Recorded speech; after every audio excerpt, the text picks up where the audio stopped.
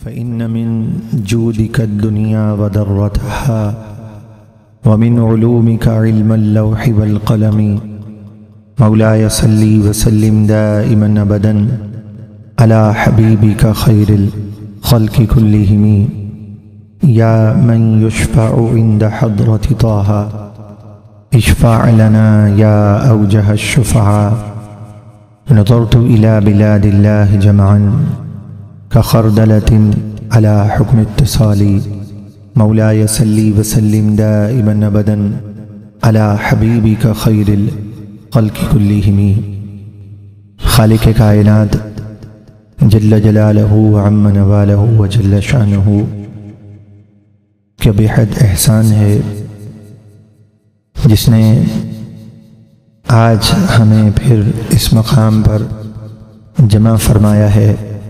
اللہ تبارک و تعالی ہم سب کو ہر قدم پر کروڑہا رحمتیں اور عظمتیں عطا فرمائے.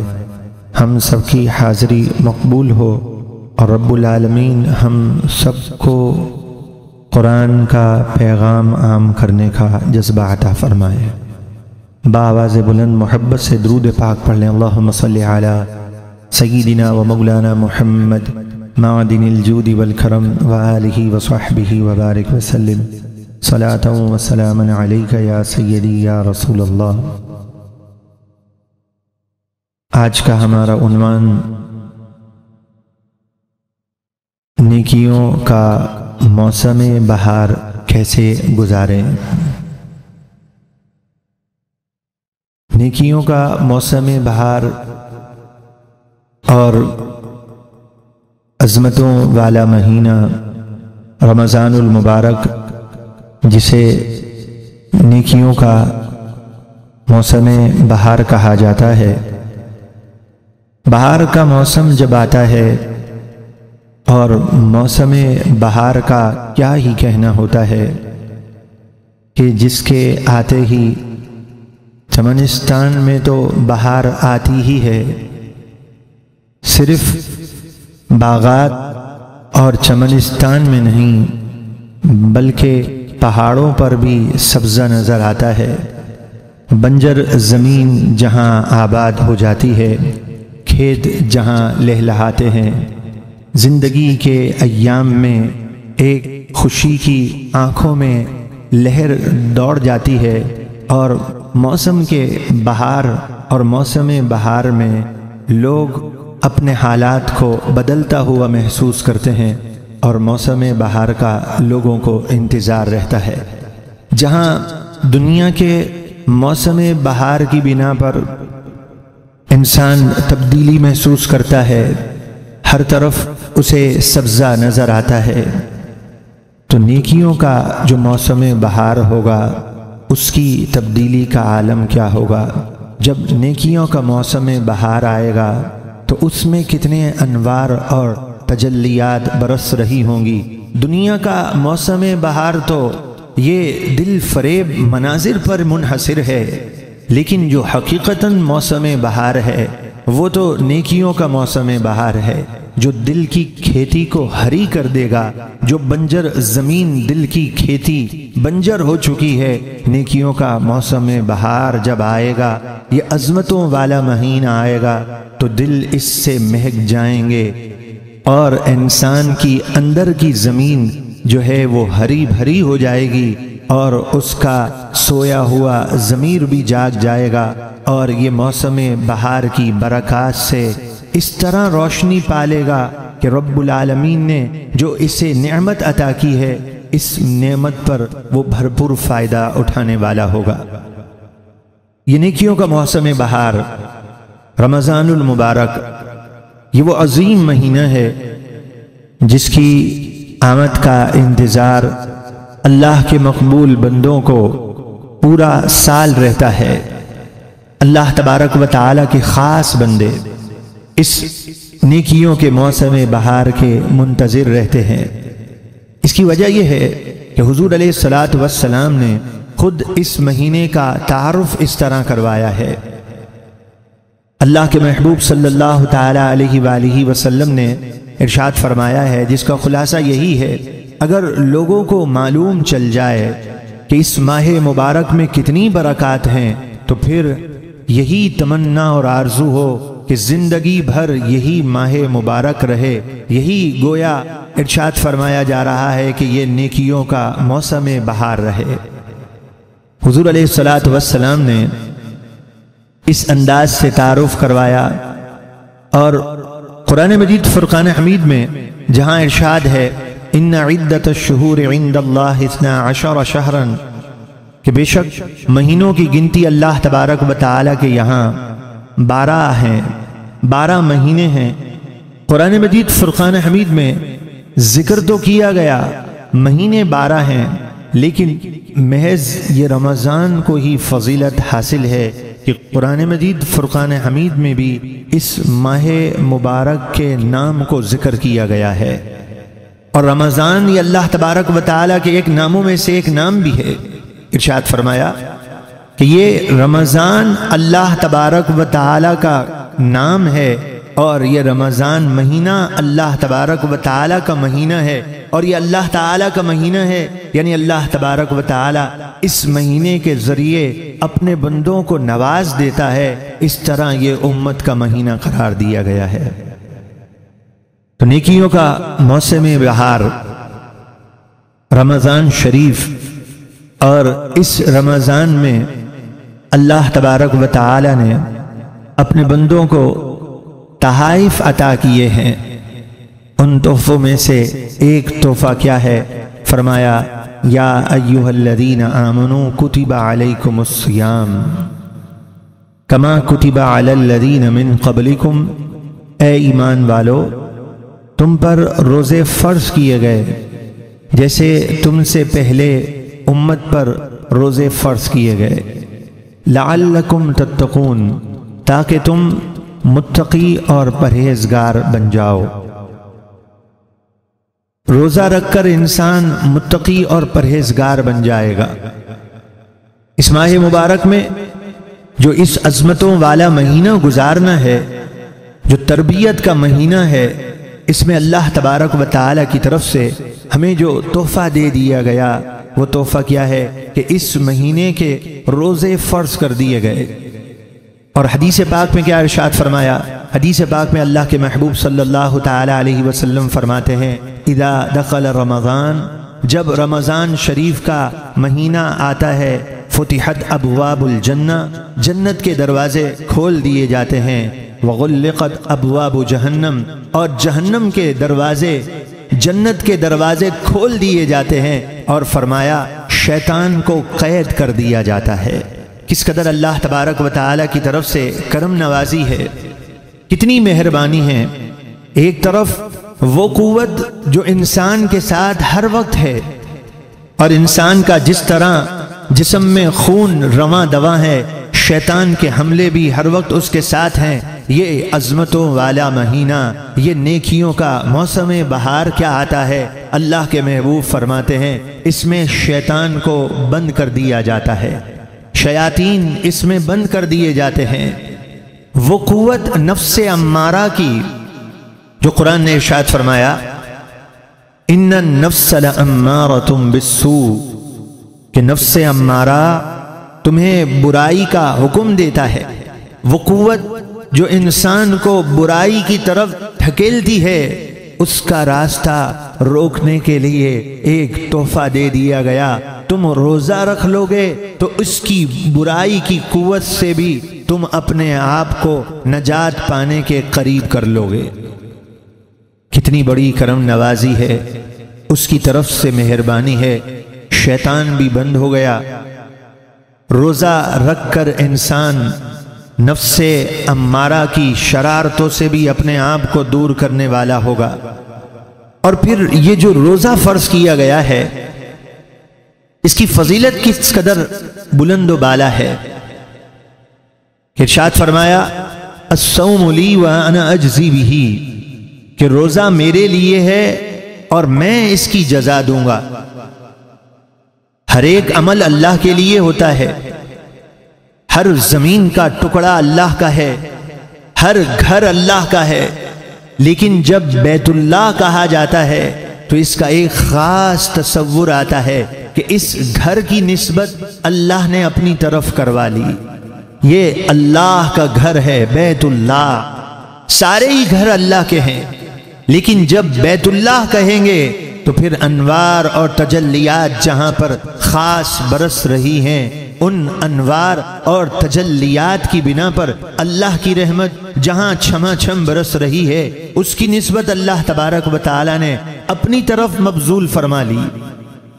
اسی طرح ساری عبادتیں اللہ ہی کے لیے ہیں، لیکن روزے کی شان ہی نرالی ہے. روزے کو اللہ تبارک و تعالی نے کیا شان عطا کی ہے کہ فرمایا روزہ میرے لیے ہے. اللہ نے روزے کی نسبت اپنی طرف کروا لی، اور جب وہ میرے لیے ہے تو فرمایا اس کا اجر و ثواب بھی میرے ذمہ کرم پر ہے. کتنا اجر ہے، کتنا کرم ہے، یہ اللہ تبارک و تعالی ہی جانتا ہے. فرمایا پھر بروز قیامت ایک خاص دروازہ ہوگا جس سے اللہ تبارک و تعالی روزے دار ہی کو داخل فرمائے گا. تو یہ انوار اور تجلیات برساتا ہوا نیکیوں کا موسم بہار جیسے ہی اس کا آغاز ہوا، حدیث رسول کے منکروں کے لیے لمحہ فکریہ ہے. ہدایت کے دروازے کھلے ہوئے ہیں. جو آج حدیث رسول کا انکار کرتے ہیں، ہمیں اس چیز کا شعور ہی کہاں ہے کہ آج دین اسلام پہ کیسے کیسے حملے ہو رہے ہیں. کوئی حدیث کا انکار کرتا ہے تو وہ یہ کہے گا کہ لوگوں سنو، میرا مدعا اور مقصود یہ ہے کہ میں حدیث کو نہیں مانتا. وہ یہ تو اعلان نہیں کرے گا. حدیث رسول کا انکار کرنے والا اعلان کیا کرے گا؟ اعلان یہ کرے گا کہ لوگ قرآن سے دور ہو گئے ہیں اور قرآن کی حقانیت سے منکر ہو گئے. ہم لوگوں کو قرآن سے قریب کرنا چاہتے ہیں اور ہم بتانا چاہتے ہیں قرآن حقیقت میں کیا ہے، اور ٹائٹل یہ استعمال کر کے درے پردہ کیا کام کرتے ہیں؟ حدیث رسول کا انکار کر دیتے ہیں.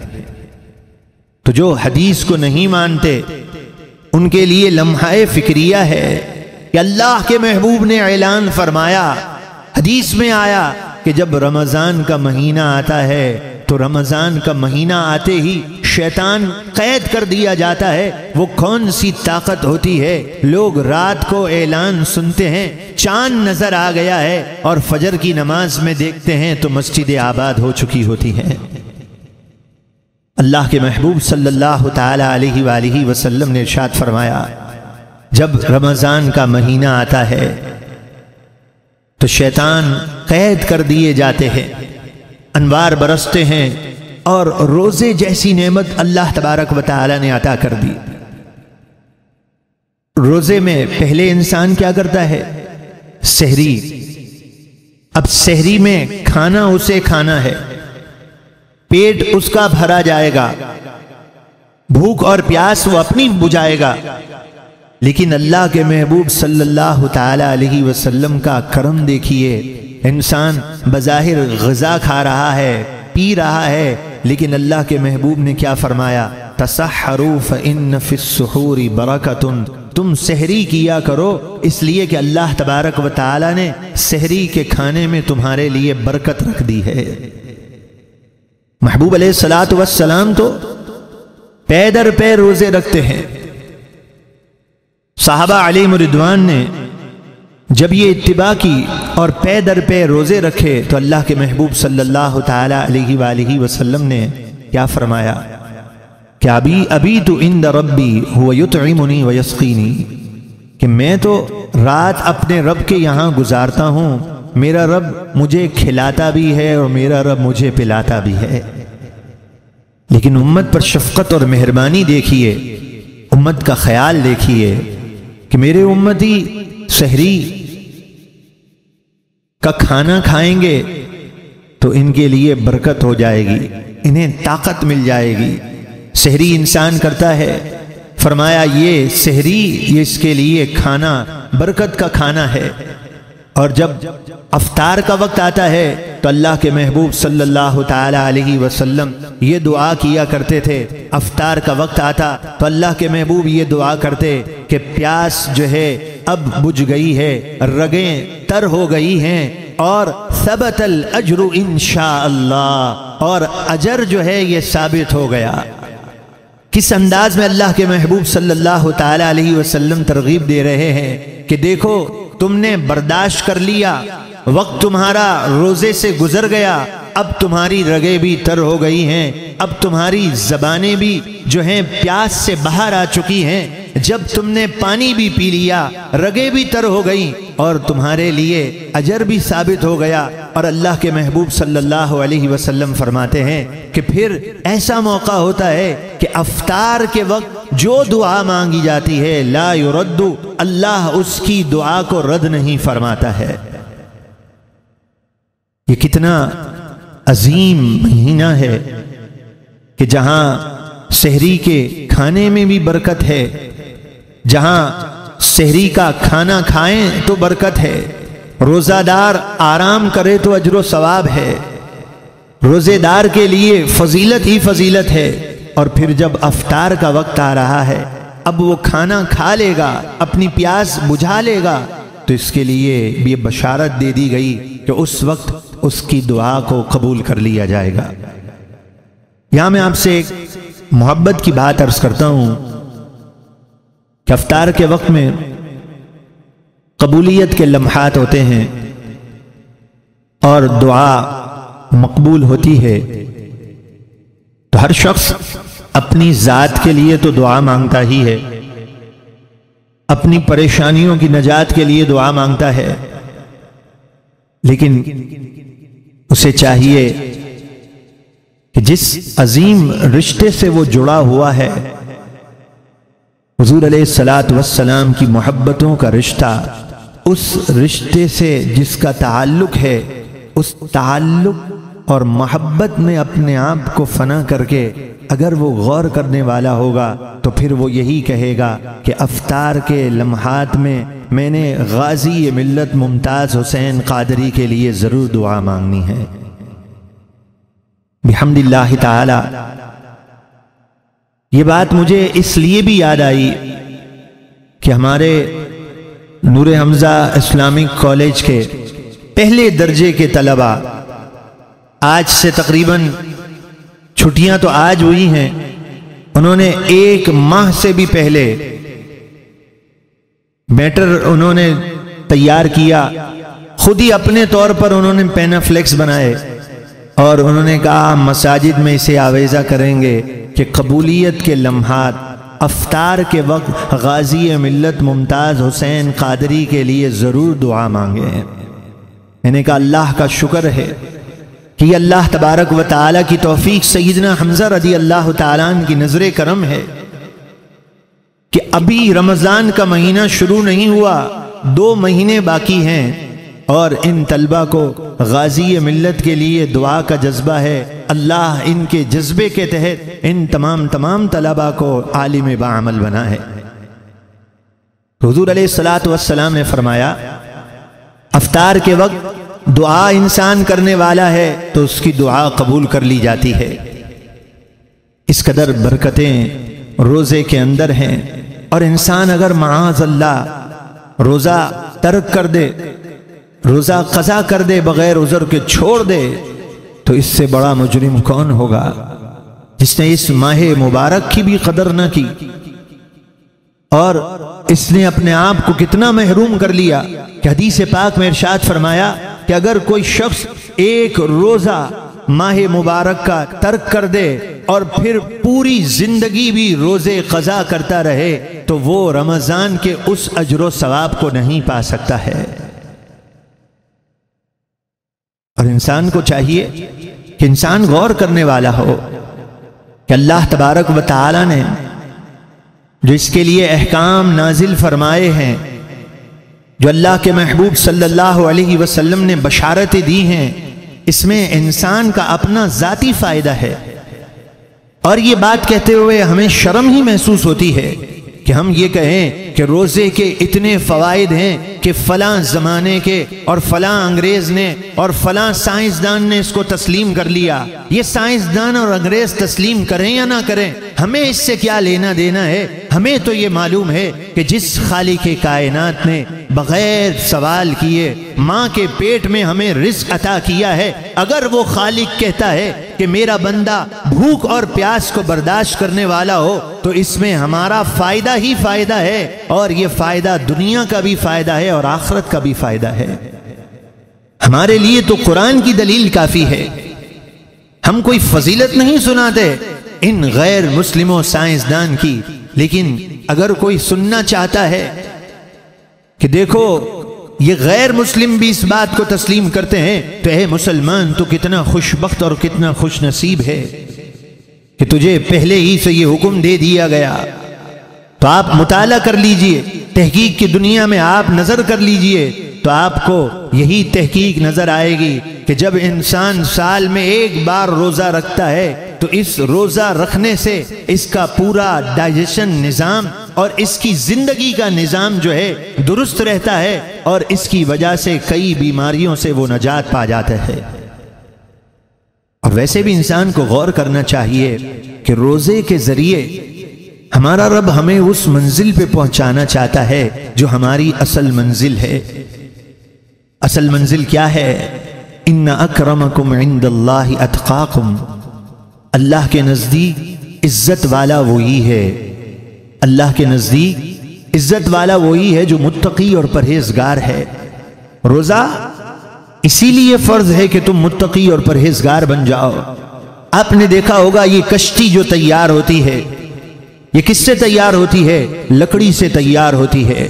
اس تیاری میں اسے کتنے مراحل سے گزرنا ہوتا ہے، کس طرح وہ مراحل سے گزر کر، دشواریوں سے گزر کر وہ لکڑی کس طرح گزرتے گزرتے پھر جب کشتی بن جاتی ہے تو وہ خود بھی تیرنے لگتی ہے، اور جو اس میں سوار ہو جاتا ہے وہ بھی تیرنے لگتا ہے۔ تو اے انسان، تیرے رب نے تجھے اس منزل پہ پہنچانا ہے، اگر تو اس منزل پہ پہنچنا چاہتا ہے تو روزے کے ذریعے سے اب تو اس اعلیٰ منزل پر سوار ہو جا جو اصل منزل ہے کہ تیرا رب تجھے قرب خاص کی منزل عطا کرنا چاہتا ہے۔ اور قرب خاص کی منزل تجھے کیسے ملے گی؟ اگر تو روزے کی بظاہر دشواری کو برداشت کر لے گا تو تیرا رب تجھے اعلیٰ منزل پہ پہنچا دے گا۔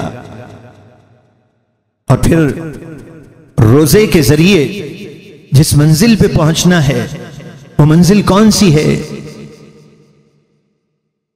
دل کی کھیتی اور اندر کی کیفیت میں انسان تبدیلی محسوس کرنے والا ہو۔ جہاں اگر صحرا میں کوئی شخص ہو اور سخت دھوپ ہو، پانی اسے نہ ملے اور وہ وہاں مر جائے تو اس میں تعجب کی کوئی بات نہیں ہے۔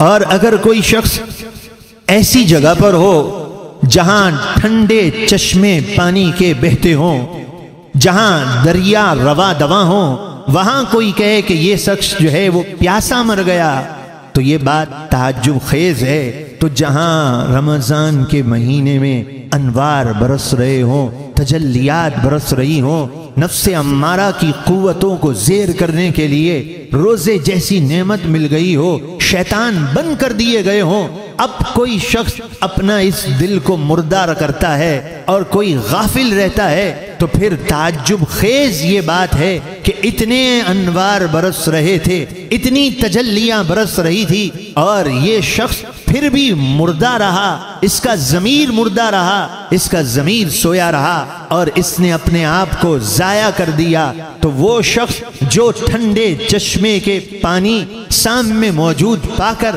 اگر وہ مر گیا تو اس سے زیادہ وہ شخص قابل تعجب ہے کہ جسے رمضان کا مہینہ ملا اور اس نے اپنے دل کی کھیتی کو آباد نہیں کیا، اس کا ضمیر مردہ رہا، یہ عظیم مہینہ پکارتا رہا اور یہ غافل ہو کر اس نے مہینے کو ضائع کر دیا تو اس نے بڑے نقصان کا سودا کیا۔ اور یہ انسان عظیم مہینے سے محروم کیسے ہوتا ہے کیا وہ روزہ نہیں رکھتا؟ وہ روزہ رکھتا ہے۔ کیا وہ قیام نہیں کرتا؟ وہ قیام بھی کرتا ہے۔ تو پھر کس طرح جب وہ روزہ رکھ لے اور جب وہ قیام کر لے تو پھر کیسے محروم ہو گیا؟ اور پھر اس کا ضمیر کیسے مردہ رہا؟ الامان والحفیظ۔ چنانچہ حدیث پاک میں اس کے بارے میں اللہ کے محبوب صلی اللہ تعالی علیہ وآلہ وسلم ارشاد فرماتے ہیں کہ پھر وہ کس طرح مردہ رہتا ہے اور کس طرح اپنے آپ کو محروم کر دیتا ہے۔ چنانچہ حدیث پاک میں ارشاد فرمایا کہ بہت سے روزہ رکھنے والے ایسے ہیں، رب صائم، بہت سے روزے رکھنے والے ایسے ہیں کہ ان کا روزہ رکھنا انہیں بھوک اور پیاس کے سوا انہیں کچھ نہیں دیتا ہے۔ بھوکے اور پیاسے رہے اور اس کے سوا ان کا یہ روزہ انہیں کچھ نفع نہیں دیتا۔ اللہ کے محبوب صلی اللہ علیہ وسلم ارشاد فرماتے ہیں وَرُبَّ قَائِمٍ، بہت سے قیام کرنے والے، رمضان کے مہینے میں قیام کرنے والے، انہیں کچھ نہیں ملا الا السحر، سوائے تھکاوٹ کے انہیں کچھ حاصل نہیں ہوتا۔ اس طرح کیوں فرمایا گیا؟ روزہ بھی اس نے رکھ لیا، قیام بھی کر لیا۔ فرمایا اس لیے کہ اس نے روزہ رکھا، اس نے قیام کیا، لیکن روزہ رکھنے اور قیام کرنے کے باوجود اس نے برائیوں کو ترک نہ کیا تو پھر اس کا روزہ اسے کوئی نفع نہیں دے گا۔ میرے محترم پیارے بھائیوں، ایک بات کہتے ہوئے بہت عجیب سا محسوس ہوتا ہے کہ یہ رمضان کا عظیم مہینہ کوئی رسم کا مہینہ نہیں ہے، محض کھانے پینے سے رک گیا، خواہشات کو اس نے ترک کر دیا، اس چیز کا نام نہیں ہے۔ حدیث پاک میں فرمایا یہ روزہ ڈھال ہے جہنم سے روکنے کے لیے، لیکن حدیث میں ارشاد فرمایا اس ڈھال کو تم پھاڑو نہیں، روزے کو یعنی ضائع مت کر دو۔ پوچھا گیا اللہ کے حبیب یہ روزہ ضائع کیسے ہوتا ہے؟ فرمایا جھوٹ بول کر، غیبت کر کے یہ روزہ ضائع ہوتا ہے۔ جبھی تو ارشاد فرمایا گیا احادیث طیبہ کی روشنی میں، صالحین نے فرمایا کہ روزہ رکھنے والے تیرے ہر عضو کا روزہ ہے، تیری آنکھ کا روزہ ہے، تیرے کانوں کا روزہ ہے۔ کیا ہم دنیا میں نہیں دیکھتے انسان کوئی خبر سنتا ہے اور خبر سننے کے بعد اس خبر کا اثر بسا اوقات ایسا ہوتا ہے کہ اسے دل کا دورہ پڑ جاتا ہے۔ خبر تو اس نے کان سے سنی تھی لیکن اثر اس کا دل پر ہوا۔ انسان کبھی کوئی منظر دیکھتا ہے، منظر تو اس کی آنکھ دیکھتی ہے لیکن اس کا اثر اس کے دل پر ہوتا ہے اور وہ خوف سے بے ہوش ہو جاتا ہے۔ آخر کیوں؟ دنیا کے مناظر کا یہ اثر ہوا کہ اس نے ایک نظر دیکھی، ایک خبر سنی تو اس نے اپنے دل پر اثر لے لیا۔ تو کیا اس آنکھ کے قصور اور اس آنکھ کے گناہ کی وجہ سے اس کے دل پر کوئی اثر نہیں پڑے گا؟ کان سے گندگی سنے گا تو اس کے روزے میں کوئی فرق نہیں پڑے گا۔ کاش ہم اس چیز کو سمجھ لیتے، اس چیز کو جان لیتے تو بات واضح ہو جاتی۔ فرمایا ہر عضو کا روزہ ہوتا ہے۔ روزے کی حالت میں معاذ اللہ اگر کوئی اپنی آنکھ کو حرام سے پر کر رہا ہو، کتنی بڑی غلطی پر ہے۔ نیکیوں کا موسم بہار انوار اور تجلیات برساتے ہوئے آیا اور اس نے اس نیکیوں کے موسم بہار میں گناہ کیا۔ سیدہ فاطمہ الزہرا رضی اللہ تعالی عنہ نے بھی یہی فرمایا، صالحین بھی یہی ارشاد فرماتے ہیں کہ ایک طرف جو ہے وہ نیکیوں کا انبار ہو، ایک طرف نیکی ہو، اور صالحین نے تو یہاں تک فرمایا ایک طرف 1000 عمریں ہوں، کتنے ہی ثواب کے کام ہو، اور دوسری طرف ایک چھوٹے سے گناہ کو ترک کرنا ہو، تو تم ترجیح اس کو دو کہ ایک چھوٹا سا گناہ ہے تم اسے ترک کر دو، یہ 1000 عمروں سے بڑھ کر ہے۔ حج اور عمرے سے بڑھ کر یہ ہے کہ انسان گناہوں کو ترک کر دے، اور یہ روزے کی حالت میں ہی گناہوں میں اگر ملوث ہو گیا تو بتائیے اس نے روزے کی نورانیت کو پایا؟ اس نے روزے کی نورانیت کو تو نہیں پایا۔ فرمایا اس کا یہ بھوکا اور پیاسا رہنا اسے کچھ فائدہ نہیں دے گا۔ لیکن آج ایک رسم چل رہا ہے، اور افسوس کے ساتھ کہنا پڑتا ہے کہ آج اس عظیم مہینے میں لوگوں کو اگر فکر ہے، آپ تو ماشاءاللہ نیکی کے جذبے کے تحت میں عام لوگوں کی بات کرتا ہوں، لوگوں کو اگر فکر ہے تو اس چیز کی فکر ہے کہ بہت سا سامان گھر میں جمع کر لی جائے، بہت سا سامان جمع ہو جائے تاکہ ہمیں رمضان کے مہینوں میں بہت ساری چیزوں کا اہتمام کرنا ہے، بہت سا کھانا، اچھی اچھی ڈشیں، حرام اور ناجائز نہیں، لیکن اتنا تو کہنے کا ہم حق رکھتے ہیں کہ رمضان کا مہینہ اس لیے نہیں آتا کہ رمضان سے پہلے ہی انسان کو یہ فکر ہو کہ میرے لیے اچھے کھانے تیار ہو جائیں۔ صحابہ علیہم رضوان تو رمضان کی آمد سے پہلے اس چیز کی فکر کرتے تھے، وہ اس چیز کی طرف توجہ کرتے تھے کہ دنیا کے سارے کام سے فارغ ہو کر نیکیوں کے موسم بہار کا استقبال کرتے ہوئے اپنے ذہن کو عبادت کے لیے ہم نے فارغ کر دینا ہے، تاکہ رمضان کا مہینہ آئے تو بس اس مہینے میں یہی رجحان ہو کہ اب ہم نے نیکیاں زیادہ سے زیادہ کیسے کمانی ہیں، یہ نیکیوں کا موسم بہار ہم نے کیسے گزارنا ہے۔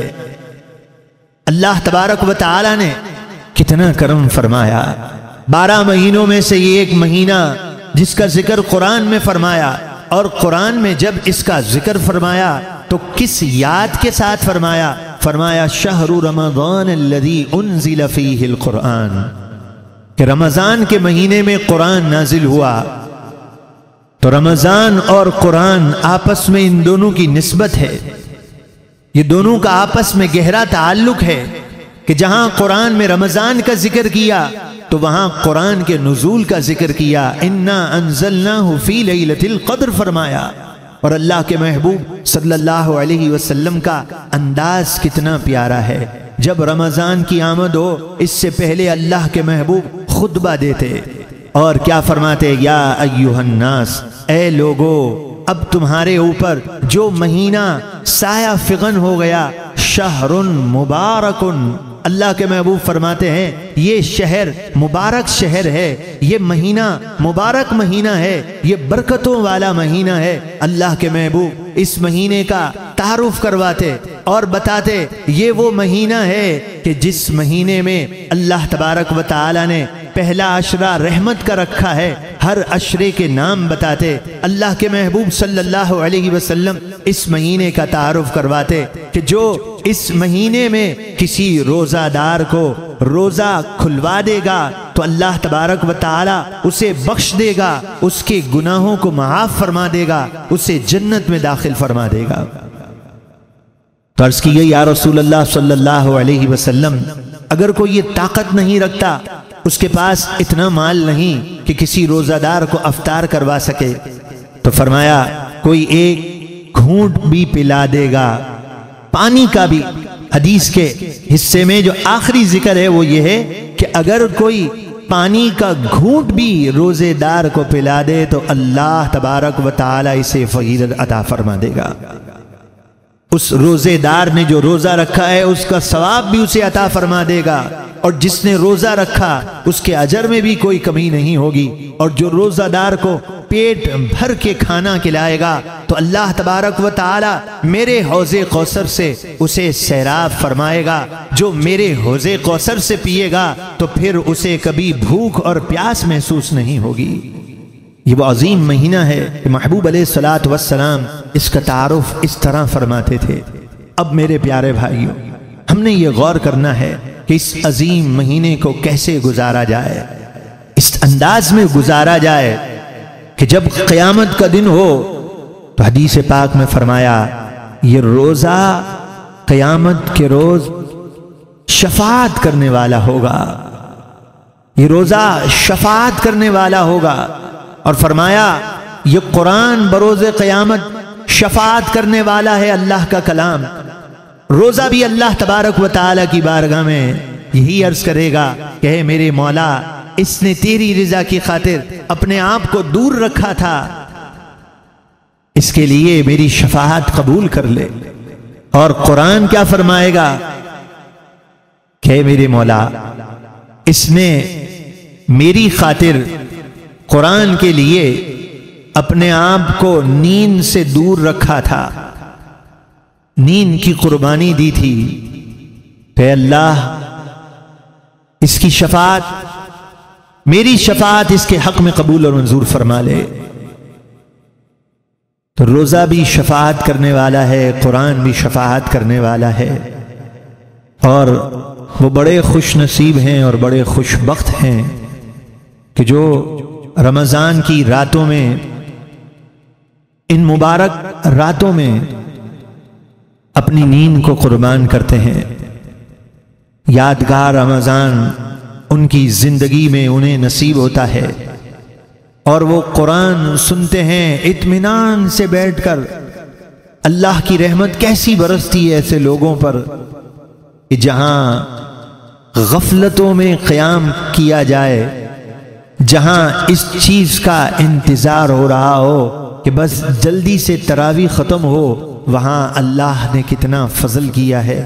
وہ کتنے خوش بخت اور کتنے خوش نصیب لوگ ہیں، وہ کتنے خوش بخت اور خوش نصیب لوگ ہیں کہ جو قرآن کی محبت میں اطمینان سے بیٹھ کر قرآن کی تفسیر سنتے ہیں، آنکھوں میں ان کے آنسو جاری ہوتے ہیں، پھر قرآن کی تلاوت، نماز تراویح، پھر 4 رکعت کے بعد بیٹھ جاتے ہیں، پھر تفسیر سنتے ہیں، پھر قرآن کی محبت میں کھڑے ہوتے ہیں۔ یہ کتنے خوش بخت ہیں، کتنے خوش نصیب ہیں جنہوں نے قرآن کی محبت میں اپنی نیند کو قربان کیا۔ تو انشاءاللہ ایسے پیارے لوگوں کے لیے جو بشارت ہے وہ اس کے حقدار ہوں گے کہ بروز قیامت قرآن ان کی شفاعت کرنے والا ہوگا کہ مولا انہوں نے میری خاطر اپنی نیند کو قربان کیا تھا، اب میری شفاعت ان کے حق میں قبول فرما لے۔ تو آئیے اس عظیم راتوں میں، رمضان المبارک کی راتوں میں آپ یادگار رمضان گزاریں، قرآن مجید فرقان حمید کی محبت میں اپنی نیند کو قربان کر دیجئے، اس عظیم مہینے کی قدر کیجئے، اور بحمد اللہ تعالی جہاں آپ رمضان کی راتوں میں قدردان ہو جائیں ان مبارک لمحات کے، وہاں آپ کے لیے اس سال پہلی مرتبہ یہ موقع ہے، پہلی مرتبہ یہ موقع ہے کہ دن کے اوقات میں بھی یادگار روزے ہیں، رمضان کریم ہے اور کرم کے سودے ہیں۔ بحمد اللہ روزانہ دن میں تقریباً 7 نشستیں ہوں گی، اور صبح 12 بجے سے آغاز ہوگا مغرب کی نماز تک، اذان تک۔ ہر نشست صرف 45 منٹ کی ہے، آپ چاہے ایک نشست اٹینڈ کر لیں، 2 نشستیں اٹینڈ کر لیں، آپ کو جس میں سہولت ہو آپ قرآن کی محبت میں یہ نشستیں اٹینڈ کر لیجئے۔ حضور غوث پاک رضی اللہ تعالیٰ عنہ بڑی پیاری بات ارشاد فرماتے ہیں۔ حضور غوث پاک رضی اللہ تعالیٰ عنہ فرماتے ہیں، انسان جو کھانا کھاتا ہے تو یہ کھانا جو ہے یہ اس کا پیٹ نہیں بھرتا، انسان پانی جو پیتا ہے یہ پانی اس کی پیاس نہیں بجھاتا۔ فرمایا اس کا جو پیٹ بھرتا ہے وہ اللہ بھرتا ہے، جو پیتا ہے پیاس بجھاتا ہے وہ اللہ بجھاتا ہے۔ اللہ نے اس کھانے اور پینے کو ذریعہ بنایا ہوا ہے، تو رب العالمین کے اختیار میں ہے، اس نے ذریعہ بنا دیا ہے، تو رب ہر چاہت پر قادر ہے۔ والذین جاہدوا فینا لنہدینہم سبلنا، جو اس کی راہ میں کوشش کرے گا اللہ اس کے لیے راہ آسان کر دے گا۔ ہم کبھی آزما کر تو دیکھیں، اپنے رب سے مانگ کر تو دیکھیں۔ ہم ظاہر بین لوگ ہیں، جیسے ہی کوئی کام پڑتا ہے تو پہلے ہماری نگاہ کی توجہ کا مرکز ظاہری اسباب ہوتے ہیں، اللہ تبارک و تعالی کی طرف ہم متوجہ ہی نہیں ہوتے۔ چھوٹا سا بھی کام ہو تو ہم فوراً ظاہری اسباب کی طرف متوجہ ہوتے ہیں۔ ہم چلتے ہوئے گاڑی اگر پنچر ہو جائے فوراً آنکھیں گھما کر یہی دیکھتے ہیں، اوفو اب جو ہے یہ پنچر والا کتنا دور ہے کہ قریب ہے۔ جیسے ہی پنچر ہو جائے ہماری توجہ اس طرف کیوں مبذول نہیں ہوتی کہ اے میرے رب اگر تو چاہے تو یہ مشکل ہی نہیں ہے، میرا کام بڑی آسانی سے ہو جائے گا۔ چند سیکنڈ کی بات ہے، اپنے رب کو دل میں یاد کر کے پھر نظر اٹھا کر دیکھے تو اللہ تعالیٰ اس کے لیے آسانی مہیا کر دے گا۔ اے میرے رب میں یہ چاہتا ہوں کہ میں اس بار اپنے آپ کو رمضان میں بدل دوں، لیکن میرا جسم بہت سست ہے، کاہل ہوں میں، لیکن میرے رب تیرا وعدہ سچا ہے کہ جو راہ میں کوشش کرتا ہے اس کے لیے آسانی ہے، تھوڑی نیند بھی تو کافی ہو جاتی ہے۔ میرے رب تو نے نیند کو ذریعہ بنایا ہے، اگر تو چاہے تو تھوڑا آرام کروں اور تو مجھے قوت عطا کر دے گا۔ اے میرے رب میں نے اپنے آپ کو تیرے سپرد کر دیا ہے، اب تو میرے لیے آسانی مہیا کر دے۔ زندگی تو میری غفلت میں گزر گئی، قرآن جیسی عظیم نعمت سے میں محروم رہا، اب میں قرآن کے قریب ہونا چاہتا ہوں۔ اے میرے رب تو ہی قوت اور طاقت دینے والا ہے، میں اگر تھوڑا بھی آرام کر لوں تو مجھے طاقت دے دینا، اور رمضان کے مہینے میں قرآن سے قریب جانا چاہتا ہوں۔ اے میرے رب تو میرے لیے منزل آسان کر دینا۔ اپنے رب کو پکار کر تو دیکھیں، تھوڑی نیند بھی کافی ہو جائے گی، رات بھی قرآن سمجھنے میں گزرے گی اور دن کے اوقات بھی انوار میں بسر ہوں گے۔ انسان کی نیت سچی ہو۔ مجھے اچھی طرح یاد ہے، یادگار رمضان کے ایام میں ہی مجھے عام سے شخص بظاہر پینٹ شرٹ پہنی ہوئی ہے کہنے لگے بغدادی بھائی میں آپ کو کیا بتاؤں، میں صبح 8 بجے کام پہ نکل جاتا ہوں، سارا دن میں کام میں ہوتا ہوں، مغرب کے وقت تھکا ہارا آتا ہوں، اور آپ کہنے لگے یقین کریں جب میں یادگار رمضان کے لیے داخل ہوتا ہوں میرا جسم چور چور ہو رہا ہوتا ہے، لیکن یہ قرآن کا اعزاز ہے، جیسے ہی نماز کا آغاز ہوتا ہے اللہ کے فضل سے ساری تھکاوٹ دور ہو جاتی ہے۔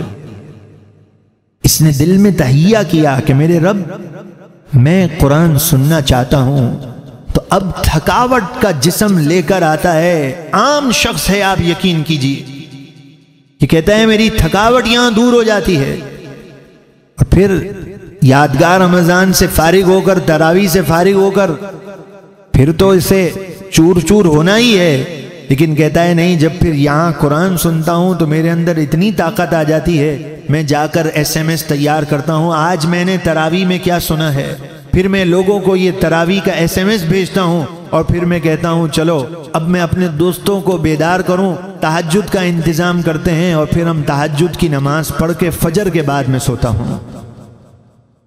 رمضان کے مہینے میں ایک عجیب کیف ہے، انسان اسے بوجھ نہیں سمجھے روزہ رکھ کے میرا ٹائم پاس ہو اور مجھے روزہ محسوس ہوگا۔ انسان سچے دل سے اپنے رب کی طرف جھکنے والا تو ہو، اپنے رب سے کبھی مانگ کر تو دیکھے کہ اے میرے رب میں نے یہ کام کرنا ہے، تو میرے لیے آسانی مہیا کر دے۔ جہاں رمضان کا ذکر ہے آیت کریمہ میں، اور روزوں کا جہاں پر تذکرہ ہے، یہ آیت جہاں ختم ہوتی ہے کہ جو اس مہینے کو پائے فمن شہد منکم الشہر فلیصم، وہ روزے رکھے۔ اس کے بعد دوسری آیت کیا ہے؟ وَإِذَا سَأَلَكَ عِبَادِي عَنِّي فَإِنِّي قَرِيب، اے محبوب میرے بندے تجھ سے سوال کریں میرے بارے میں، فَإِنِّي قَرِيب، تو بے شک میں ان سے قریب ہوں، اُجِيبُ دَعْوَةَ الدَّاعِ إِذَا دَعَانِ، میں دعا کرنے والے کی دعا کو قبول کرتا ہوں جب وہ مجھے پکارے، فَلْيَسْتَجِيبُوا لِي وَلْيُؤْمِنُوا بِي، چاہیے کہ وہ میرے احکام کو قبول تو کرے اور مجھ پر ایمان رکھے، اب مجھے پکارنے والا ہو تو میں اس کی التجا کو قبول کرتا ہوں۔ رب کی بارگاہ میں التجا تو انسان کرے، اپنے آپ کو تیار تو کرے۔ کہ جہاں عام طور پر بہار کا موسم آتا ہے تو بنجر زمین آباد ہو جاتی ہے، یہ تو دنیا کا ایک منظر ہے جو بنجر زمین کو آباد کر دیتی ہے، تو کیا یہ عظیم نیکیوں کا موسم بہار آئے اور کوئی اپنے رب کی رحمت کو طلب کرے تو اس کے دل کی بنجر زمین کو رب آباد نہیں فرما دے گا؟ کیا اس کے دل پر جو غفلت کے پردے پڑے ہوئے ہیں رب اسے دور نہیں فرما دے گا؟ ضرور دور فرمائے گا۔ جیسا انسان اپنے رب سے گمان کرتا ہے اسے وہ مل جاتا ہے۔ آئیے اپنے رب سے طلب کر کے دیکھیے، سچی طلب ہو، سچی انسان کی طلب ہو تو اس کی یقیناً مدد ہوگی۔ آئیے آخر میں اس نیکیوں کے موسم بہار کو کیسے گزارنا ہے وہ تو ہم نے سن ہی لیا اور ہم ہر سال ہی سنتے ہیں، لیکن اگر ہم غافل رہ جاتے ہیں تو اس کی غفلت کی وجہ یہ ہے کہ ہم سست کاہل ہیں، اور سستی اور کاہلی کا علاج آخر میں امام غزالی رحمت اللہ تعالی علیہ کی نصیحت کو سنتے ہیں اور پھر بیان کا اختتام کرتے ہیں۔ امام غزالی رحمت اللہ تعالی علیہ نے گویا ہمیں رمضان کا یہ موسم بہار جو ہے نیکیوں کا، یہ کیسے گزارنا ہے اس کا گویا ہمیں طریقہ بتایا، بلکہ یوں کہیے کہ انہوں نے صرف رمضان گزارنے کا طریقہ نہیں بتایا، بلکہ میری زندگی نیکیوں سے مزین ہو اور میری زندگی کا ہر دن پر بہار ہو، اس کا طریقہ کیا ہے؟ امام غزالی نے یہ ارشاد فرمایا ہے، نیکیوں کا موسم بہار نہیں، میری پوری زندگی یہ نیکیوں میں کیسے بسر ہو، اس کا طریقہ کیا ہے؟ امام غزالی رحمت اللہ تعالی علیہ نے بڑی پیاری بات ارشاد فرمائی۔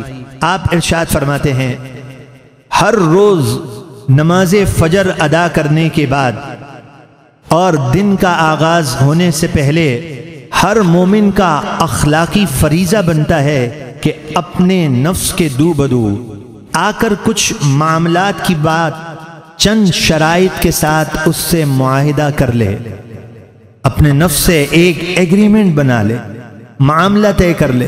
آپ فرماتے ہیں جس طرح انسان کو کوئی کام کرنا ہوتا ہے تو اس کام کرنے سے پہلے وہ ایگریمنٹ تیار کرتا ہے، نکات لکھتا ہے اور پھر وہ اپنا معاملہ طے کرتا ہے، تو آپ فرماتے ہیں تمہیں بھی ایسے ہی کرنا چاہیے۔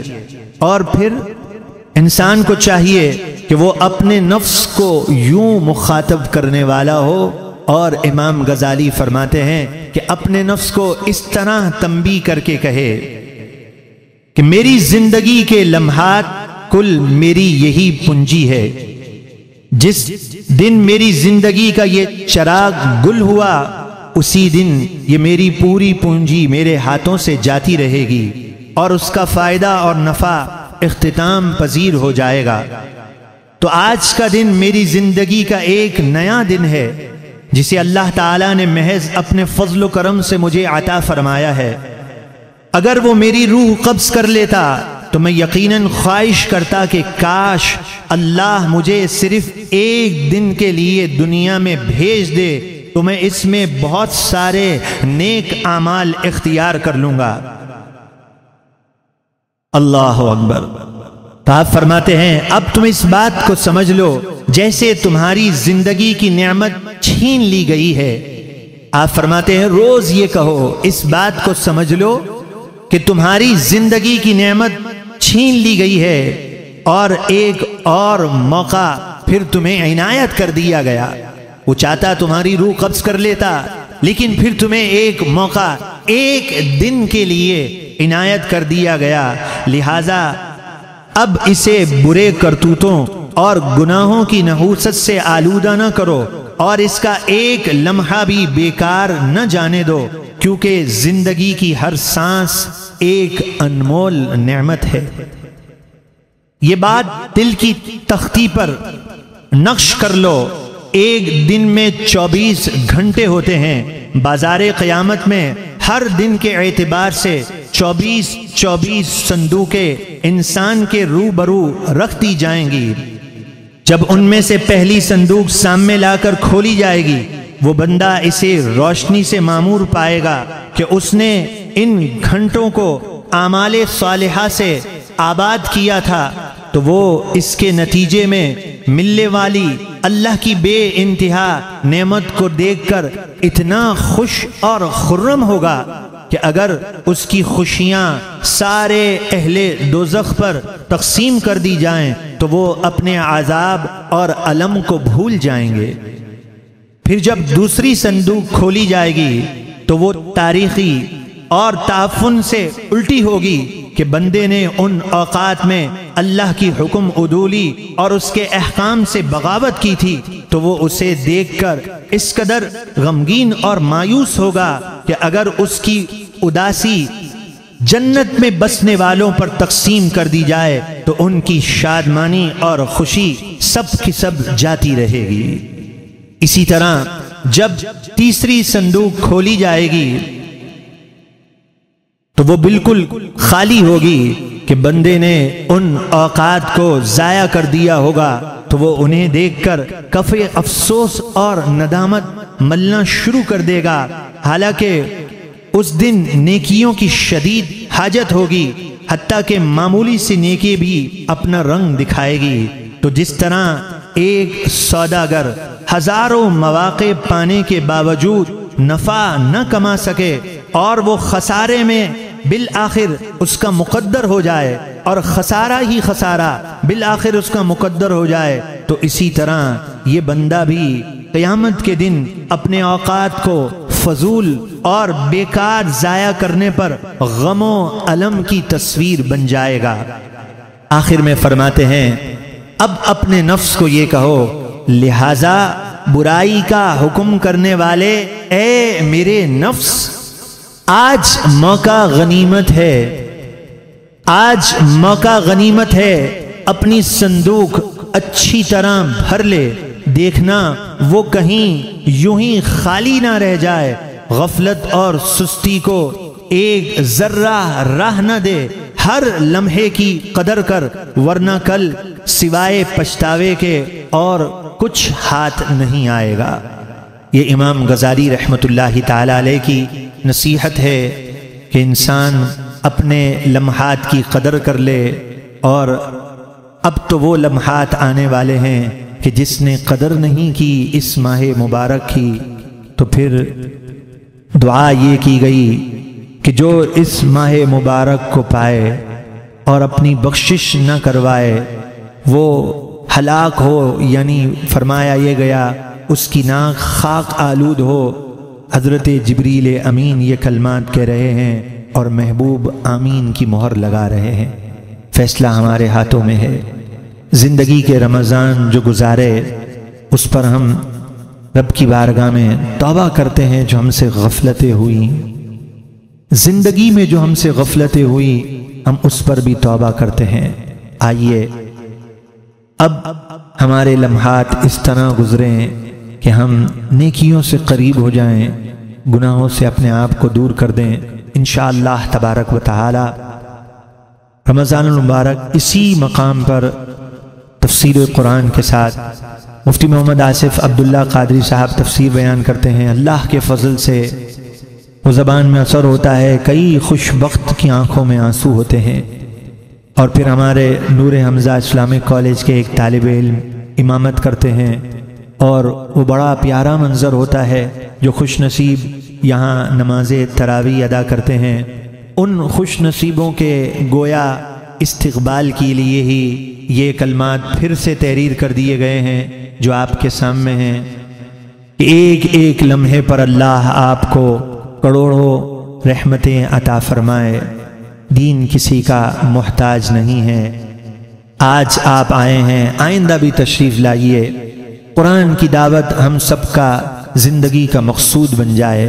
ہمیں شرم اور جھجک اس کام میں نہیں ہونی چاہیے۔ جہاں آپ بیٹھیں وہاں لوگوں کو متعارف کروائیں کہ یادگار رمضان گزارنا ہے انشاءاللہ تبارک و تعالی، تاکہ صحیح ترجمہ سماعت کر سکیں۔ قرآن کے نام پر بھی کتنا بگاڑ پھیلایا جا رہا ہے، تو آپ کہیں صحیح ترجمہ اور تفسیر کے لیے نیو حمزیہ غوثیہ لون میں نماز تراویح انشاءاللہ تبارک و تعالی جماعت جو ہے وہ 9:15 بجے 29 کو چاند نظر آ گیا تو ہر سال کی طرح اس سال بھی سورہ رحمان وغیرہ کی تلاوت کی جائے گی، تفسیر بیان نہیں کی جاتی، اور پھر اس کے بعد جو ہے جو دوسرا دن آتا ہے اس میں تفسیر کا آغاز ہوتا ہے۔ 29 کا اگر چاند ہوتا ہے تو اس دن تفسیر بیان نہیں کی جاتی، اور جیسے کہ آپ نے پہلے سماعت کر لیا 12 بجے سے لے کر افطار کے وقت تک جامع مسجد بہار شریعت بہادر آباد میں قرآن کی محبت میں اس عنوان کے تحت جمع ہونا ہے کہ رمضان کریم اور کرم کے سودے۔ آپ سے آخر میں یہ درخواست ہے بحمد اللہ تعالی، کلفٹن اور ڈیفنس میں بھی اس علاقے میں یہ پروگرام شروع ہو گیا ہے۔ کلفٹن کے علاقے میں ہر ماہ ایک پروگرام ہوتا ہے، ایک محفل ہوتی ہے۔ وہاں ویسے بھی لوگوں کے بارے میں آپ کو معلوم ہے کہ دین سے بہت دور ہوتے جا رہے ہیں، اور جہاں لوگ دین سے دور ہوں اور کچھ مالی فراوانی ہوتی ہے، وہاں ایسے لوگ زیادہ کام کر جاتے ہیں جو قرآن کی آیات کا مفہوم بدل دیتے ہیں، اللہ کے پیاروں کی شان میں بے ادبی کرتے ہوئے وہ بتوں کی آیتیں اللہ والوں پر چسبا کرتے ہیں۔ تو جہاں اتنا نقصان ہو رہا ہو کہ ایک طرف ایمان اور عقیدے سے لوگوں کو دور کیا جا رہا ہو، دوسری طرف بے حیائی کا طوفان ہو، تو آپ جیسے درد رکھنے والے لوگ وہاں آپ تشریف لے آئیں، چاہے آپ کو ایک بیان 4 بار سننا پڑے، آپ دوسروں کو دعوت دیں، انہیں اس طرف مائل کریں، تاکہ یہ محبت کرنے والے جو ہمارے بھائی بڑی محبتوں سے دعوت عام کرتے ہیں، پھر انہوں نے چھوٹا یہ کارڈ میرے ہاتھ میں دیا ہوا ہے، آپ سے درخواست کرتا ہوں کہ ان پرخلوص لوگوں کے خلوص کی طرف نظر کرتے ہوئے جب ماہانہ نشست ہو A1 لان جو کہ سیدنا عبداللہ شاہ غازی رحمۃ اللہ تعالی علیہ کے مزار کے پاس واقع ہے، اس ماہانہ نشست میں آپ ضرور تشریف لے آئیں انشاءاللہ تبارک و تعالی۔ 6 جولائی بروز ہفتہ رات 10 بجے سے لے کر 12 بجے تک، پھر قرآن مجید فرقان حمید کے ایک ایک حرف کے وسیلے سے دعا مانگی جائے گی۔ ہارادار سے بس روانہ ہوگی انشاءاللہ تعالی ہفتے کے لیے، جہاں سے بس روانہ ہوتی ہے اسی مقام سے۔ اللہ تعالی ہم تمام کا حامی، ناصر اور مددگار ہو۔ وعلینا الا البلاغ المبین۔